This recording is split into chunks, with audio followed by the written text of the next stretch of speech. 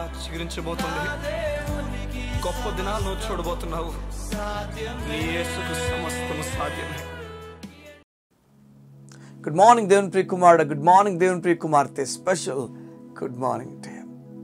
ఎన్నోసార్లు మనం ఆలోచిస్తాం, నా జీవితంలో నేను ఎక్కడ ఉండిపోయాను, నేను కదులుతానా, ఆగిపోతానా, నేను ముందుకు నడుచుకుని వెళ్తానా, నాకు సహాయం చేసే వాళ్ళు ఎవరు లేరు కదా. 38 సంవత్సరాల నుంచి కోనేటి దగ్గర ఒక వ్యక్తి పడుకున్నాడట. తన పరిస్థితి ఎంత దారుణం అయిపోయిందంటే తనకి సహాయం చేసే వాళ్ళు ఎవరు లేరని చెప్పి తానే తన నోటి నుంచి చెప్తున్నాడు. ఈరోజు అలాంటి పరిస్థితుల్లో మీరున్నారేమో. మిమ్మల్ని కూడా కదిపితే కన్నీరే ఏర్లై ప్రవహిస్తుందేమో. సహాయం చేసేవాడు ఎవరూ లేరని, సహాయం చేసే నాదుడు లేడని, సహాయం చేయడానికి ఎందరినో సహాయం అడిగాం కానీ ఎవరు మా పక్కన నిలబడలేదని నిరాశతో మాట్లాడుతున్న మీ జీవితంలో దేవుడు కార్యం చేయబోతున్నాడు. మనుషుల్ని ఆశ్రయించడం కన్నా దేవుని ఆశ్రయించడం ఘనమైన సంగతి సంగమా. ఈ 38 సంవత్సరాల కోనేటి దగ్గర పడుకున్న ఆయన ఎవరి చేత తన జీవితంలో బాగుపరచబడ్డాడంటే మనుషుల వల్ల కాదు. మనుషులు తన జీవితాన్ని బాగు చేయలేదు, యేసయ్య తన జీవితాన్ని బాగు చేశాడు. మనం మరలా గుర్తుపెట్టుకోవాలి, ఇది జ్ఞాపకం చేయబడాలి మనకు. మనుషులు కాదని, ప్రతి మనుషునికి కూడా బలహీనత ఉన్నది. ప్రతి మనుషుడు ఏదో ఒక బలహీనత గుండా వెళ్తున్నాడు. మనం మనుషుల వైపు చూడకూడదని లేఖనాలు చెప్తున్నాయి. మనుషుల వైపు చూసినప్పుడు మనుషులు మనల్ని నిరాశపరుస్తారు.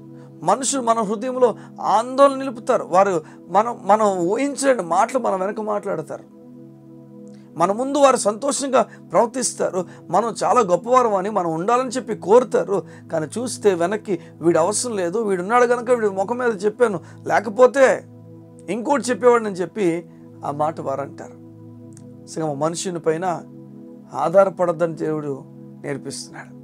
ఆ కోనేటి దగ్గర 38 సంవత్సరాల నుంచి, తక్కువ వయసు కాదు, తక్కువ సంవత్సరాలు కాదు, హృదయం నిండా బాధతో నిండిపోయిన ఒక వ్యక్తి.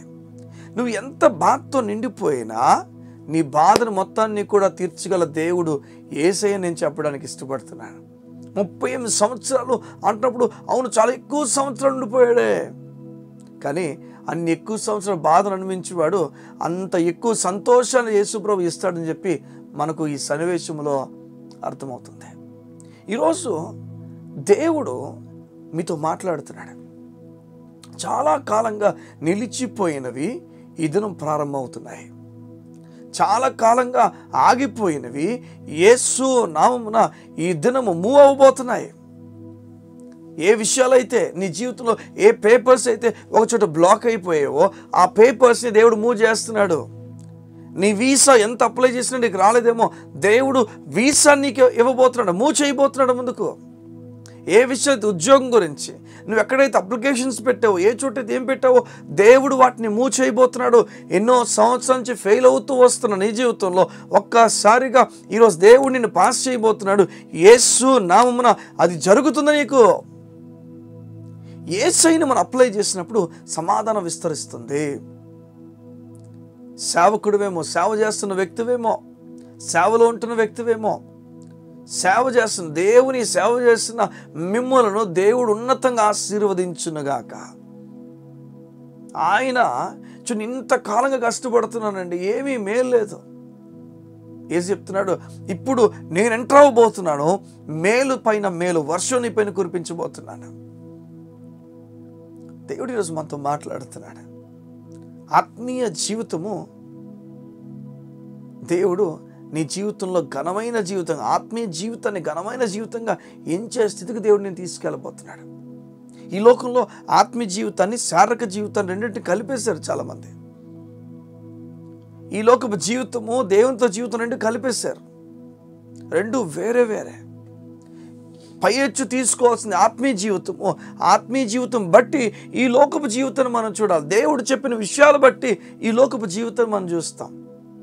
మనం ఎవరికి వాల్యూ ఇవ్వాలి, ఎవరితో రిలేషన్షిప్ బాగుండాలి, ఎవరితో ఎలా మాట్లాడాలి, ఇవన్నీ కూడా ఆత్మీయ జీవితంలో దేవుని వాక్యం బట్టి మన దేవుడు నడిపిస్తాడు. మనం ఏం చేస్తాం? శారీరకమైన విషయాలు బట్టి దేవుని దగ్గరికి వెళ్ళము, దేవుని విషయాలు మనం ఇన్వాల్వ్ అవ్వలేకపోతాం. ఆదివారం మనం వెళ్ళలేని పరిస్థితికి వచ్చేస్తుంది. చూడండి, అన్నీ కూడా దేవుని దగ్గరికి వెళ్ళలేకుండా ఒక పరిస్థితి అయిపోతుంటే కారణము 100% శారీరకమైన విషయాలపైన దృష్టి ఉంచటం వల్ల. దేవుడి ఈరోజు నీతో మాట్లాడుతున్నాడు. ఆత్మీయ విషయాలపైన దృష్టి ఉంచు, బలమైన కార్యాలను చూస్తావు. నువ్వు రెగ్యులర్గా వింటున్న వాక్యము, వెళ్తున్న సంఘమునకు దేవుడు నిన్ను ప్రోత్సహిస్తున్నాడు వెళ్ళమని, నిన్ను బలపరుస్తున్నాడు వెళ్ళమని. కార్యాల్లో, దేవుని సంఘపు కార్యాల్లో బలమైన కార్యాలు చేపట్టినట్లుగా నీవు కూడా నీ చేయిని, నీ ఎంతు పనిని నువ్వు చేయమని దేవుడు కోరుతున్నాడు.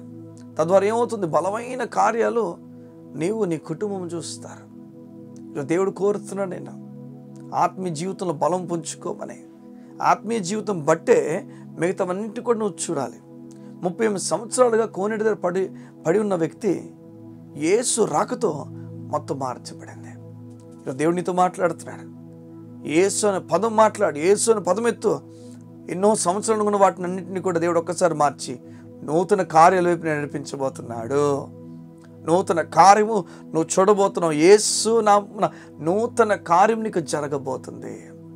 ఇది ఎలా జరుగుతుంది? నాకు జరుగుతుందా? నేను దేవుడు పాపి అని పిలవట్లేదా, నీతిమంతులను పిలుస్తున్నాడు. ఖచ్చితంగా నీకు జరుగుతుంది. నీ సేవను దేవుడు ఉన్నతపరుస్తున్నాడు. నీ ఆర్థికంగా నేను హెచ్చించబోతున్నాడు. నీ వ్యాపారం అభివృద్ధి కలుగు చేయబోతున్నాడు. ఈరోజు నువ్వు అడుగుపెట్టు స్థలంలో నీ గొప్ప కార్యం చేయబోతున్నాడు. ఫేవర్ ఆఫ్ గాడ్ నీ పైన ఉండబోతుంది. ఎలా? యేసై అడుగు పెడితే చాలు మొత్తం మార్చేస్తాడు దేవుడు. యేసై అడుగు పెట్టాడా? యేసైకి అవకాశం ఇస్తున్నారా? మీరు యేసైని స్వాగతించారా?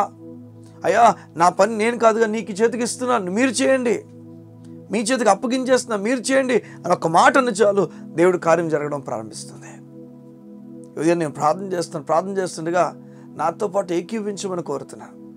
మీరు ఒక్కసారి ఏకీవించుచుండగా దేవుని సంపూర్ణమైన కార్యము మీరు చూడబోతున్నారా? కళ్ళు మూసుకుందాం, ప్రార్థన చేసుకుందాం. మీకోసం నేను ప్రార్థన చేయడానికి ఇష్టపడుతున్నాను. మా ప్రియ పరలోకపు తండ్రి, నీకు స్తోత్రాలు. ఎంతో సంతోషం, ఎంతో ఆనందం, ఎంతో బలము నీ వాక్యములు ఉన్నది. నీకు వందనాలు. మీరు చెప్తున్నారు మాకు 38 సంవత్సరాలుగా కోనేటి దగ్గర పడుకున్నవాడు, ఇక తన జీవితం అయిపోయింది, ముగింపు అనుకున్న సమయంలో లేదు, ప్రారంభం ఉందని, యేసయ్య నీ ద్వారా ప్రారంభం ఉందని చెప్పి మరొకమార తెలియజేశారు. మీకు స్తోత్రాలు.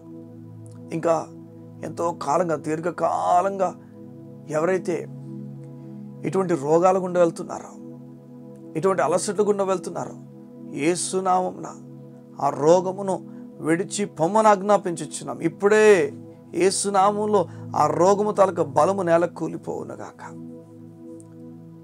ఎవరైతే మా తండ్రి ఎన్నో విషయాల్లో అప్లై చేసి, ఎన్నో విషయాలు చేస్తూ దీర్ఘకాలంగా వాటిల్లో నిరాశ పడిపోయారు, వారందరూ కూడా వారి విషయాలు మూవ్ అవునుగాక. యేసు నామములో బిజినెస్ స్టార్ట్ చేసి ఎంతో ఎంతో కాలంగా లాస్ చూస్తున్న వారు యేసు నామములో నీ నామం బట్టి నూతన కార్యము చూచునుగాక.